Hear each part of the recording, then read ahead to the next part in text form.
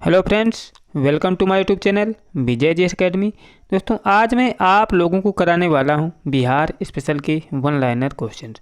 आप लोग जानते हो बीपीएससी टीचर्स एग्ज़ाम होने वाला है और इसमें बिहार स्पेशल का बहुत बड़ा रोल रहता है, क्योंकि इसमें 8 से 10 क्वेश्चन जो होते हैं बिहार स्पेशल के कम से कम पूछे जाते हैं और इससे ज़्यादा भी हो सकते हैं। इसलिए आप लोग बिहार स्पेशल की मेरी सभी क्लासें देख लीजिए, आपका क्वेश्चन नहीं छूटेगा। तो चलिए शुरू करते हैं क्वेश्चन नंबर 1 से, जिसमें पहला क्वेश्चन दिया है कि बहारिस्तान गैबी किसकी रचना है। तो याद रखिएगा, बहारिस्तान गैबी रचना है दोस्तों मिर्जा नाथन की। और अगला क्वेश्चन है कि प्राचीन पाटलिपुत्र के संबंध में जानकारी के स्रोत क्या हैं। तो पाटलिपुत्र के संबंध में जानकारी के स्रोत हैं भग्नावशेष, यात्रा वृत्तांत और धार्मिक ग्रंथ हैं। अगला क्वेश्चन है कि अशोक का लघु शिलालेख प्राप्त होता है। तो अशोक का जो लघु शिलालेख है दोस्तों कहाँ से प्राप्त हुआ, तो याद रखिएगा ये सासाराम से प्राप्त हुआ है। अगला है कि बिहार से प्राप्त मौर्यकालीन अभिलेखों की भाषा क्या है। तो उत्तर है प्राकृत भाषा है। अगला है कि बिहार से प्राप्त मौर्यकालीन अभिलेखों की लिपि क्या है। तो उत्तर है ब्राह्मी लिपि है मौर्यकालीन अभिलेखों की लिपि। अगला है कि मीरतुल अहवाल किसकी रचना है।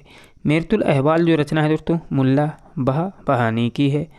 और अगला क्वेश्चन है कि मध्यकालीन मिथिला के इतिहास के स्रोत में महत्वपूर्ण है। तो मध्यकालीन मिथिला के इतिहास की महत्वपूर्ण स्रोत क्या है दोस्तों, कीर्ति लता है, कीर्ति पताका है और वर्ण रत्नाकर है। अगला है कि बिहार के धातु प्रस्तर युगीन अवशेष मिले हैं। कहाँ से मिले दोस्तों प्रस्तर युगीन अवशेष, ये क्वेश्चन पूछा गया था। चिरांद छपरा से, चेचर वैशाली और सोनपुर मनेर से प्राप्त हुए हैं बिहार के धातु प्रस्तर युगीन अवशेष। अगला क्वेश्चन है कि बिहार की गया जिले के अफसर से प्राप्त अभिलेख में किस राजवंश के बारे में जानकारी मिलती है। तो उत्तर है परवर्ती गुप्त वंश के बारे में जानकारी मिलती है अफसर अभिलेख से। और इसके बाद अगला क्वेश्चन है कि बिहार प्रांत के आरा से प्राप्त देव बनार्क का अभिलेख तथा शाहपुर पटना एवं मंदर बांका से प्राप्त लेखों में जानकारी मिलती है। किसकी जानकारी मिलती है, ये मिलती है परवर्ती गुप्त वंश के बारे में जानकारी। अगला है कि पाल शासकों के बारे में जानकारी मिलती है। तो पाल शासकों के बारे में जानकारी मिलती है कहाँ से, देवपाल के मुंगेर अभिलेख से मिलती है और नारायण पाल के भागलपुर ताम्र अभिलेख से भी मिलती है और महिपाल प्रथम के नालंदा एवं मुजफ्फरपुर अभिलेख से भी जानकारी मिलती है। इनमें से कोई ना कोई विकल्प दिया होगा जिसे आप लोग कर सकते हो। अगला क्वेश्चन है कि बिहार के लिए सर्वप्रथम प्राचीन साहित्य स्रोत क्या है। तो उत्तर है अथर्ववेद है बिहार के लिए सर्वप्रथम प्राचीन साहित्यिक स्रोत। इसके बाद अगला क्वेश्चन है कि बिहार में स्थित महाजनपदों के बारे में जानकारी मिलती है। ये मिलती है दोस्तों अंगुत्तर निकाय से महाजनपदों के बारे में जानकारी। अगला क्वेश्चन है कि नालंदा के सराय टीला में उत्खनन से प्राप्त हुआ है। तो नालंदा के सराय टीला उत्खनन में क्या प्राप्त हुआ है। तो उत्तर दोस्तों पाल काल का जो बौद्ध विहार था वो प्राप्त हुआ है। अगला क्वेश्चन है कि बौद्ध साहित्यिक विनय पिटक एवं दीघ निकाय से जानकारी मिलती है। किसकी जानकारी मिलती है। तो उत्तर दोस्तों मगध के राजतंत्र एवं वैशाली के गणतंत्र के बारे में जानकारी मिलती है। इसके बाद अगला क्वेश्चन है कि बिहार में बड़े पैमाने पर उत्खनन कार्य करवाने वाला तथा कई प्राचीन स्थलों की खोज करने वाले पुरातत्ववेत्ता थे। कौन थे दोस्तों, वो थे कनिंघम। अगला है कि नालंदा में स्थित बड़ा गांव का पता किसने लगाया था। तो उत्तर है कनिंघम ने लगाया था नालंदा में स्थित बड़ा गांव का पता। अगला क्वेश्चन है कि पुरातत्ववेत्ता कनिंघम ने बिहार में खोज की थी। किसकी खोज की थी। तो ये की थी दोस्तों केसरिया स्तूप, लौरिया अराराज का स्तंभ, बसाड़ के अवशेषों के आधार पर वैशाली के प्राचीन स्थलों की खोज की थी। और इसके बाद अगला क्वेश्चन है कि विदेह के राजा जनक ने निष्क या सुवर्ण या सतनाम उपहार में दिए, यह वहाँ वर्णित है। कहाँ पर वर्णित है दोस्तों, ये वर्णित है बृहदारण्यक उपनिषद में। निष्क या सुवर्ण या सतनाम उपहार में दिए गए किसके द्वारा, विदेह के राजा के द्वारा। अगला है कि बिहार से प्राप्त द्विभाषी अभिलेख किस मध्यकालीन शासक से संबंधित हैं। तो उत्तर है शेरशाह से संबंधित है द्विभाषी अभिलेख। अगला क्वेश्चन है कि वह मुगल बादशाह वह मुगल शासक कौन था जिसके अभिलेख बिहार में मिले हैं। तो उत्तर है अकबर के। इसके बाद अगला क्वेश्चन है कि बौद्ध धार्मिक साहित्य में कौन ग्रंथ प्राचीन बिहार के इतिहास के संबंध में जानकारी का स्रोत है? तो उत्तर है दीर्घ निकाय। और अगला क्वेश्चन क्या दिया है? अगला क्वेश्चन दिया है कि सियर उल मुतखरीन की रचना किसने की? तो उत्तर है गुलाम हुसैन तबतई ने की थी सियर उल मुताखरीन की रचना।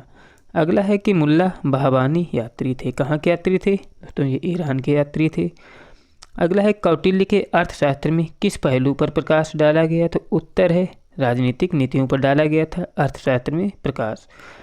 अगला है कि राजनीति रत्नाकर पुस्तक के लेखक कौन है? तो उत्तर है चंदेश्वर हैं राजनीति रत्नाकर के लेखक। इसके बाद अगला क्वेश्चन है कि कौटिल्य की पुस्तक अर्थशास्त्र किस विषय पर आधारित है? तो उत्तर है शासनकाल के सिद्धांत और अभ्यास पर आधारित है कौटिल्य की पुस्तक। अगला है कि उद्वंत प्रकाश के लेखक कौन है? तो उत्तर है मौली कवि हैं उद्वंत प्रकाश के लेखक। अगला है कि मौर्यकालीन स्थापत्य कला के साक्ष्य प्राप्त हुए हैं। कहाँ से प्राप्त हुए दोस्तों? ये पाटलिपुत्र से प्राप्त हुए हैं और बराबर से प्राप्त हुए और राजगृह से भी प्राप्त हुए हैं। अगला है कि बिहार पर गढ़वालों के आधिपत्य का प्रमाण मिलता है। कहाँ से? मनेर के ताम्रपत्र से मिलता है बिहार पर गढ़वालों के आधिपत्य का प्रमाण। इसके बाद अगला क्वेश्चन है कि बिहार के किस तुर्क राजवंश के अभिलेख प्राप्त हुए हैं? तो उत्तर है तुगलक वंश के अभिलेख प्राप्त हुए हैं बिहार में। अगला क्वेश्चन है कि बिहार के किस क्षेत्र के संबंध में बसातीनुल उन्स एक मूल्यवान स्रोत है? उत्तर है तिरहुत। अगला है कि बिहार आने वाला महत्वपूर्ण चीनी यात्री का नाम क्या है? तो उत्तर है फाहियान है, युआनच्वांग है और इत्सिंग है। अगला क्वेश्चन है कि अप्सर से प्राप्त एक मंदिर का भग्नावशेष प्राप्त हुआ है। इसकी दीवारों पर कथा दृश्य अंकित है। किसके अंकित हैं दोस्तों? रामायण के कथा स्रोत अंकित हैं। और अगला क्वेश्चन है कि बिहार के पूर्व ऐतिहासिक काल का आरंभ कब हुआ था? तो उत्तर है 40,000 ईसा पूर्व में हुआ था बिहार के पूर्व ऐतिहासिक काल का आरंभ। अगला कि बिहार में आदिमानव के निवास के आरंभिक साक्ष्य कहाँ से प्राप्त हुए? तो उत्तर है मुंगेर एवं नालंदा से प्राप्त हुए हैं बिहार में आदिमानव के निवास की आरंभिक साक्ष्य। अगला क्वेश्चन है कि बिहार में आदिमानव के उपस्थित के आरंभिक साक्ष्य किस युग के हैं? तो उत्तर है ये पूर्व प्रस्तर युग के थे बिहार में आदिमानव के उपस्थित आरंभिक साक्ष्य। अगला कि बिहार में मध्यवर्ती प्रस्तर युग के साक्ष्य मिले हैं। तो कहाँ से मिले हैं? मुंगेर से मिले हैं मध्यवर्ती प्रस्तर युग के साक्ष्य। इसके बाद अगला क्वेश्चन है कि बिहार में चिरांद एवं चेचर से किस युग के अवशेष प्राप्त हुए हैं? तो उत्तर है नव प्रस्तर युग के अवशेष प्राप्त हुए हैं। अगला क्वेश्चन है कि बिहार में ताम्र प्रस्तर युग की परवर्ती चरण के अवशेष कहाँ से प्राप्त हुए? तो उत्तर है चिरांद, चेचर और सोनपुर एवं मनेर से प्राप्त हुए हैं। इसके बाद अगला क्वेश्चन है कि बिहार सहित पूर्वी भारत में आर्यों का आगमन हुआ था। कब हुआ था? ये हुआ था लगभग 800 ईसा पूर्व में। अगला क्वेश्चन है कि बिहार सहित पूर्वी भारत में आर्यों के विस्तार में सहायक था। क्या था दोस्तों? लोहे का उपयोग सहायक था बिहार सहित पूर्वी भारत में आर्यों के विस्तार में सहायक। और अगला क्वेश्चन है कि श्रुति तथा किंवदंती के अनुसार महाभारत युद्ध के समय बिहार में मुख्य राजा कौन थे? तो उत्तर है मुख्य राज्य कौन थे? तो उत्तर है मगध था, विदेह, अंग और लिच्छवी थे। अगला है कि वेद किस ग्रंथ में बिहार के विदेह राज्य में आर्यों के आगमन तथा निवास का साक्ष्य वितरण मिलता है? तो उत्तर है ये मिलता है दोस्तों शतपथ ब्राह्मण से। अगला है कि बिहार का कौन सा प्राचीन राज्य आरंभ में बहुत दिनों तक आर्यावर्त के बाहर था तथा अनार्य जाति लोगों का आवास स्थल था? तो उत्तर है ये मगध हुआ करता था। इसके बाद अगला क्वेश्चन है कि बिहार में उपनिषद काल में ब्राह्मण धर्म तथा ज्ञान का महान केंद्र क्या था? तो उत्तर है विदेह था उपनिषद काल में। इसके बाद अगला क्वेश्चन दिया है कि अथर्व में व्रात्य शब्द का प्रयोग किस राज्य के लोगों के लिए किया गया था? तो उत्तर है ये मगध के लिए किया गया था। अगला कि बिहार का कौन सा राज्य उत्तर वैदिक काल का एक महत्वपूर्ण राज्य है? तो उत्तर है विदेह। दोस्तों ये जो है उत्तर वैदिक काल का एक महत्वपूर्ण राज्य है। दोस्तों इस वीडियो में आप लोगों को बस इतने ही क्वेश्चन करवाऊंगा। अगर आपको ये क्वेश्चन पसंद आए तो प्लीज़ चैनल को सब्सक्राइब और वीडियो को लाइक करें। मिलते हैं नेक्स्ट वीडियो के साथ, तब तक के लिए जय हिंद, जय भारत।